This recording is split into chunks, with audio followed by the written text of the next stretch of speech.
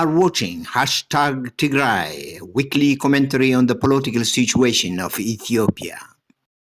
It was with keen interest that I listened to Dr. Debrecen's head of Tigray State press conference, where he laid out in detail Abiy Ahmed's provocations, including, but not limited to, the continued arrests of Tagaru in Addis Ababa and other towns, shutting down the internet and the 2 TV stations in Tigray, and attempts to jam the ones that are now on air, and an economic blockade aimed at preventing goods and people from entering or leaving Tigray. He also mentioned that the Abiy government has intensified its campaign of smearing the TPLF and blaming it for whatever goes wrong in Ethiopia, including the gross lie that TPLF is siding with Egypt in the row over the Nile Dam. Takeaway from Dr. Debrecen is that all doors to a peaceful resolution of the disagreements between the federal government and the Tigrayan state have now been closed. He also cautioned that more provocative actions will likely to follow, and that Tigray has to be ready to defend its right to exist as a nation, no matter what the costs may be. Meanwhile, there are certain developments that indicate that the Abiy government may possibly be planning an attack with the help of his buddy, Isaias of Eritrea.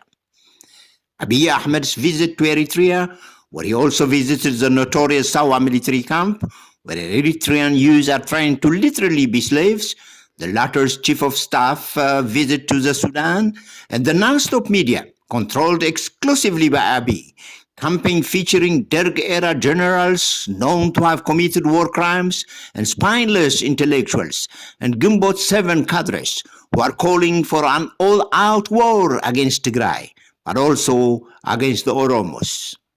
Does this therefore mean that war is inevitable? Not necessarily. The ball is in Abiy Ahmed's court. If he starts the war, he should know that there will be indescribable destruction, both in terms of human life and property, not only in Tigray, but also in other parts of Ethiopia. In addition, there will surely be thousands, if not millions, of people who will be refugees or displaced internally. The economy, which is already very weak thanks to Abiy's inept policies, will crash precipitously. Moreover, there will be a realignment of political forces in Ethiopia, specifically the Oromo National Movement, which has nothing to gain from such a reckless war and is highly unlikely to support Abiy's adventure. The movement may in fact side with Tagaru, as their interests are the same, and thus guaranteeing the right to self-determination.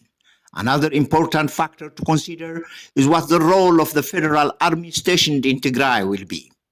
Will they take Abiy's command to attack Tagaru, with whom they have lived together for more than 20 years? Whatever happens, though, there is one thing that whoever is concocting to attack Tigray must know. The people of Tigray are ready more than at any time before to defend themselves if attacked. Some naive people may think that attacking Tigray will be a walk in the park, but they are completely mistaken. First, remember that the people of Tigray and the TPLF are inseparable, and nobody has succeeded in defeating people. This war will surely be a war between those who want to impose their will on others by force and those who fight to preserve their dignity and their right to self-determination. Secondly, the international community is watching while Abiy conspires with a foreign country to attack his own people, although it remains to be seen what their role in averting this crisis would be. Third, note that Isaias Afwerki is much weaker domestically than you may think, considering that he has ruled Eritrea with an iron fist for almost 3 decades now. It's even hard to imagine that another round of Eritrean youth would be sent to Tigray to die in vain again. Finally, have you ever wondered what will happen to the 200,000 Eritrean refugees currently in Tigray if war breaks out? It sickens me to hear drums of war in this age. To assert their authority through war, such as Abiy Ahmed and Isaias Afwerki.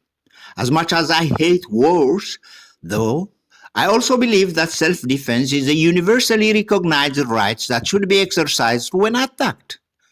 Deep inside, though, I'm hoping that there will be a peaceful resolution of the problem before hell breaks out loose. Amen.